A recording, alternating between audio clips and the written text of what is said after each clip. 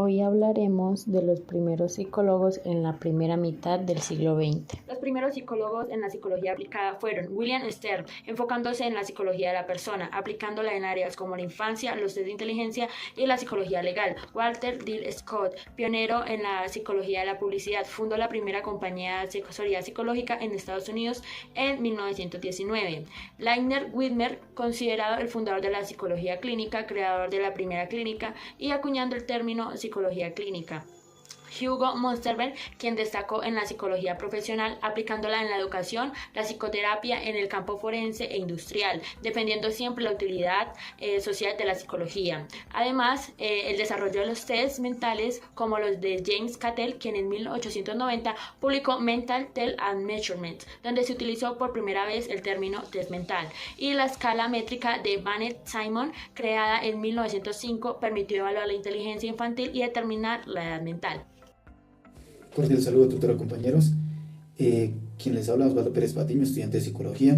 Hablaremos de los hitos del desarrollo de la psicología durante el siglo XX. Me correspondió fundamentos teóricos de las escuelas del funcionalismo y el estructuralismo y sus principales planteamientos teóricos.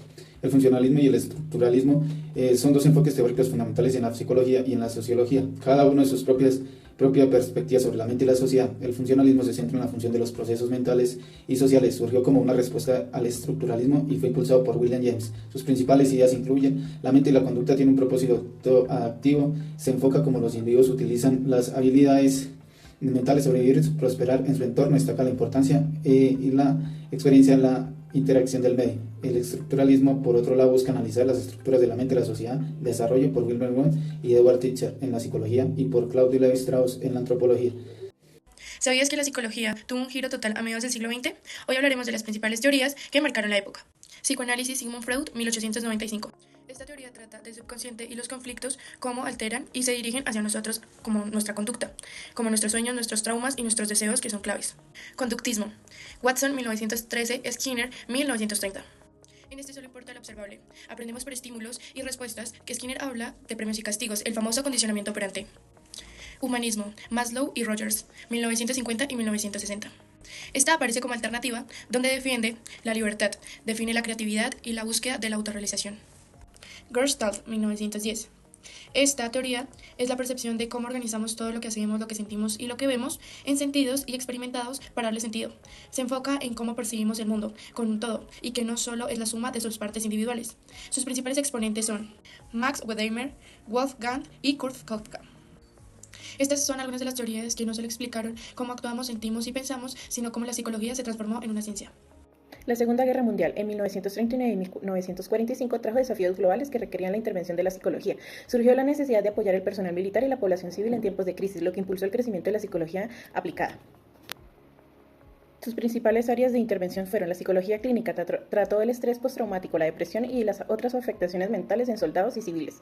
La psicología militar se consolidó como un campo importante, con psicólogos trabajando en la selección, el entrenamiento, la atención médica y la intervención sobre el rendimiento bajo estrés en soldados.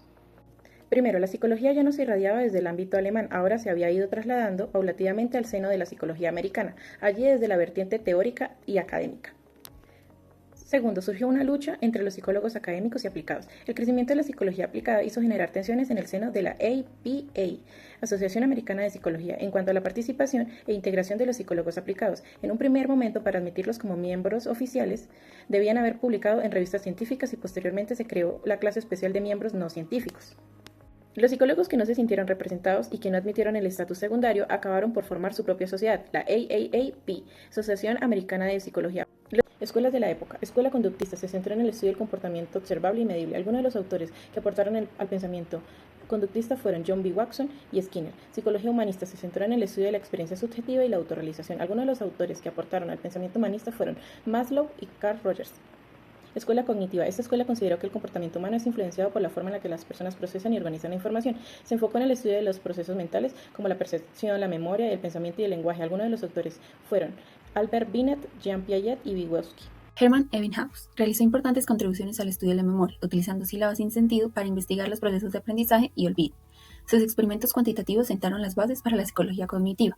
George Elias Müller Colaborador de Wundt, profundizó en la investigación de la memoria y la percepción, desarrollando métodos experimentales más sofisticados y contribuyendo a la comprensión de la interferencia en el aprendizaje.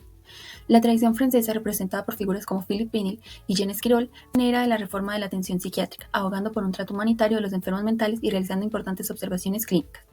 Anton Mesmer introdujo el mesmerismo, la hipnosis, influyendo en el desarrollo de la psicoterapia. Alfred Binet desarrolló el primer test de inteligencia, una herramienta fundamental para la evaluación psicológica. Francis Galton aplicó métodos estadísticos al estudio de las diferencias individuales, sentando las bases de la psicometría. El funcionalismo americano, representado por William James, Granville Stanley Hall y James McQueen Cattell, enfatizó la función de la mente en la adaptación al ambiente. Sus estudios abordaron la conciencia, la emoción y la individualidad.